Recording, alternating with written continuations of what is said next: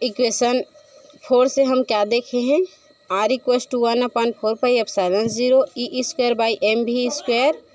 और इसी प्रकार यदि हम यहाँ से क्या करते हैं, इक्वेशन 5 निकालते हैं कहाँ से, तो एम भी r = NH/2πmv से, तो उस कंडीशन में हम क्या करते हैं, तो r = 1/4πε0 e²/mv² है, वहाँ हम क्या कर देंगे, इस वैल्यू को सब्सिट्यूट करना चाहेंगे तो कर सकते हैं।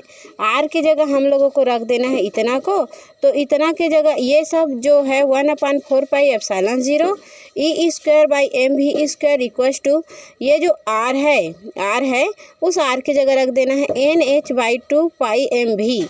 ठीक है, यहाँ तक तो कोई डाउट नहीं होगा।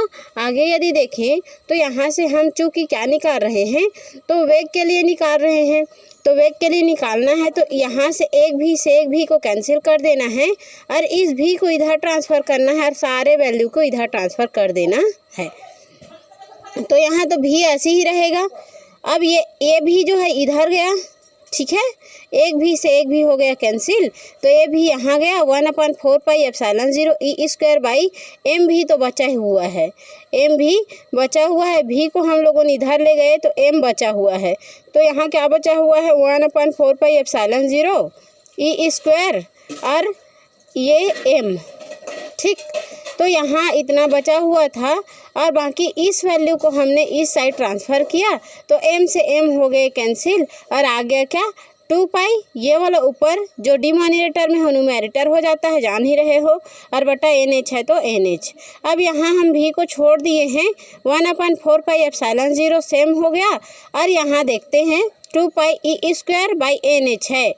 NH तो हम जानते हैं, क्या जानते हैं हम, कि किसी भी प्रकाश का वेग जो होती है NH के जगह में हम n के जगह जो है इसका प्रकाश का वेग लाने के लिए इस n को यदि हम h और n को अलग अलग थोड़ा सा दूर दूर में रखें और ऊपर नीचे c का गुणा कर दें, तब हमें ये c से c कैंसिल आउट हो जाएंगे, पुनः हमें वही इक्वेशन प्राप्त हो जाएगा। लेकिन हमें पुनः उसी इक्वेशन को प्राप्त नहीं करना है, हमें क्या करना है, तो हमें उससे भी का वैल्यू चाहिए। तो c/n से हम फार्मूला जानते हैं, उसको रखने के लिए हम क्या करेंगे, तो इसको फार्मूला के रूप में कन्वर्ट करेंगे और फार्मूला के रूप में कन्वर्ट करने के लिए ही हम उसमें क्या करेंगे, ऊपर नीचे c का गुणा कर देंगे। जैसे ही ऊपर नीचे c का गुणा किया गया तो हम लोगों के पास v = 1/4πε0 2π e²/ch और इंटू करके c/n बच गया। अब हम जानते हैं c क्या होता है, प्रकाश का वेग होता है। अब यहाँ से हम v बराबर क्या जानते हैं, अल्फा इंटू c/n, जहाँ अल्फा एक सूक्ष्म संरचना का नियतांक होता है, कांस्टेंट राशि होता है।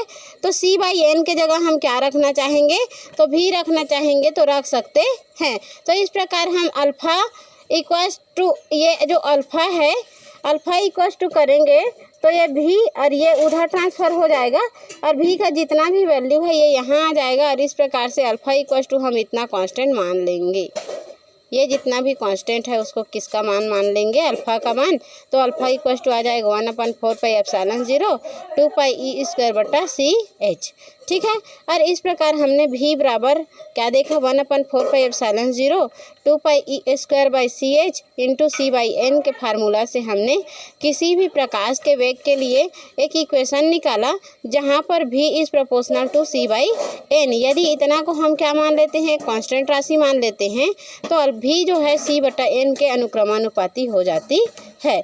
जहाँ हम ये अनुक्रमानुपाती के जो कांस्टेंट अनुक्रमानुपाती का वैल्यू है उसको हटाते हैं और उसको हटाकर उसका वैल्यू निकालते हैं, तो उसका वैल्यू 1/337 होता है। जिसको निकालने के बाद हम देखें तो ये जो होता है v = 1/137 और इंटू c/n प्राप्त हो जाते हैं।